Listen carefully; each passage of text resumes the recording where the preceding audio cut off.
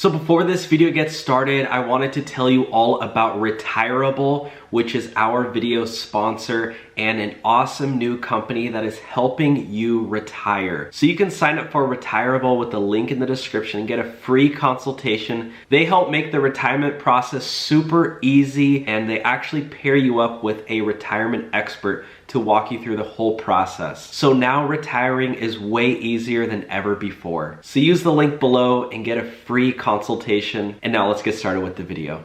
Let's get started with the video. So first topic is Uber's raising rates for drivers. Do you want to go ahead and read this? Yeah, so Uber Kenya agrees to drop commission rate after drivers protest in Nairobi. Yeah, guys, so this is breaking news. Uber drivers went on a protest to lower the commission rate, and Uber said, okay, sounds good. Uber actually dropped the commission rate. So you want to keep reading this? Yeah, so they dropped the commission rate after drivers demonstrated in the streets of Nairobi. They accused the government of failing to implement a commission cap of 18% on fares. That's literally crazy. Like, drivers have, this literally proves that drivers are the power. If enough drivers go on protest, Uber has to respond because Uber relies on the drivers. The drivers are the most important people in the world. No, but really, yeah. They're the most important part of the app. Without Uber drivers, Uber doesn't, exist. Like, yeah, they can't do anything. Yeah, like, oh, what are you gonna do? Order a ride, and what happens? The driver doesn't show up. Yeah. So this is why, Uber drivers literally proved that this is how it works. Like, we ain't gonna drive for you unless you pay us more money. So you want to keep reading? Yeah, so South Africa's seen its own share of protests by ride-hailing drivers with claims they're being exploited by their bosses. One grievance raised at the end of 2021 was companies like Uber and Bolt allegedly reducing fare prices without informing drivers. Crazy. They just started lowering the prices without letting drivers know. Yeah, that seemed very unethical. Yeah. So yes. They basically made it what looks like 25%. So the government intervened and agreed with them. And as a result, you are now seeing an adjustment to 18%. So you want to read this line here? Yeah, so the introduction of 18% as the ceiling for allowable commission has the potential to stifle innovation and reduce the petitioner's economic feasibility of investing in the market, Uber counted. So any Uber driver watching this video right now, or Lyft driver, comment below, go back to your rides, go back to your rides and see how much the passenger paid versus how much you made. It should be no more than 18%. If it's more than 18%, that's too high. Yeah. If a passenger is paying $30, you as a driver should be making 88% of that, right?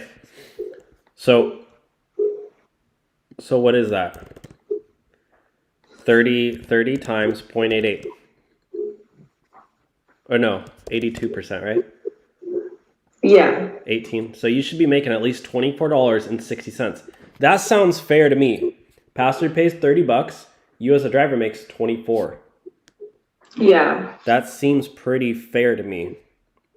Because obviously. Fair to me too, because as a driver, you're the one literally doing all the work. You're the one making, you're absorbing all the risk. If there's an accident, even if it's not your fault, you're the one who has to, take care of, go through your insurance.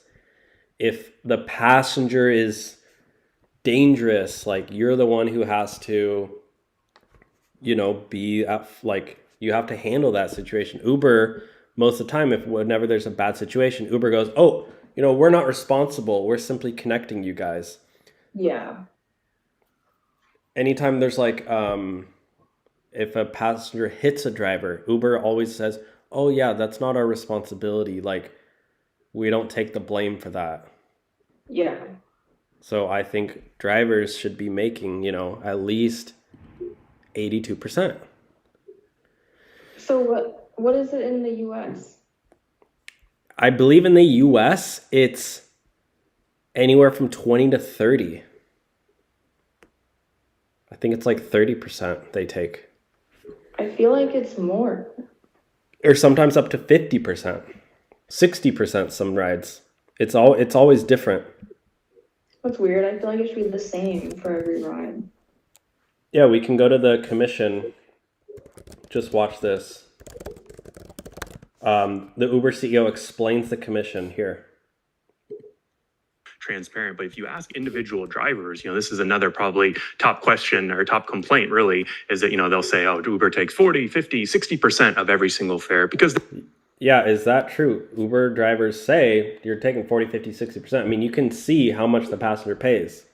Let's see what the Uber CEO has to say about this. There are rides, right, where the commission is higher and some where it's lower. But I mean, I guess to you, like, what's a fair commission, right? This is, a lot of retailers don't like paying the 30% to Apple, right? Amazon and others. But I guess to you, like, what's a fair commission? What would you tell drivers who are complaining about the commission that Uber takes? So I think one issue to note as it relates to our commission and booking fee, et cetera, is we're also responsible for insurance costs, and insurance costs, unfortunately, are very, very high in the U.S. due to a number of factors. Mm-hmm. And that's something that kind of it's consistent. It has unfortunately been increasing, even though the rate of incidents has been decreasing. The cost per incident for a variety of so he's basically saying the price of insurance is high, so that's why they have to take more percentage in the United States. Oh. Maybe it's like a Joe Biden insurance thing. Sounds a little fishy. It sounds like they just want to take more profits. I mean, it just kind of sounds like to me that, he wants to just keep more money for himself. Yeah, that's what it sounds like to me too. Yeah, I mean, the old Uber CEO was worth $2.6 billion, and the current one, was worth $3 billion. And now let's look at Dara Khosrowshahi. What is this guy worth? He's worth $250 million. Oh. So, I mean, it sounds like, when the way he's explaining it, it's almost like, he's like, I want to keep my salary of millions of dollars a year. So we got to keep the commission rate a certain percentage. So drivers don't have to make as much. So we make more money as the executives. But yeah, guys, so this happened in Kenya because the drivers in Kenya are serious. They went on protest and Uber listened. So I don't know. Pretty interesting. But we're going to comment down below. Actually, you know what? I wanted to read this comment really quick. There's a driver who commented, are you guys seriously talking about something outside of the United States? Don't you think it's important to talk about Uber? Like, Uber's everywhere. Uber's like in multiple countries. Yeah, I would take Ubers literally like every day when I lived in Egypt. Yeah. Izzy used to live in Egypt. You're in Canada. Yeah, like, I don't know, they have Uber everywhere. I feel like, I don't know, I think there's a lot of people from like other countries or like, English speaking people in other countries who still watch the Rideshare Hub that can learn from, our channel, live streams. So, I think it's good to not be so like closed-minded, and even if you don't live in this country, it's still interesting to learn about it because, whatever they're doing, maybe they'll end up doing the same in the US later on. Or like, you know what I mean? Yeah, it's a really good point. And we do have a large audience worldwide.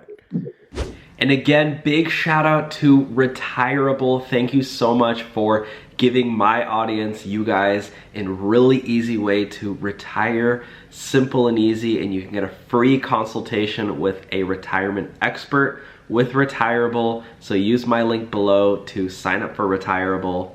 God bless. Talk to you soon.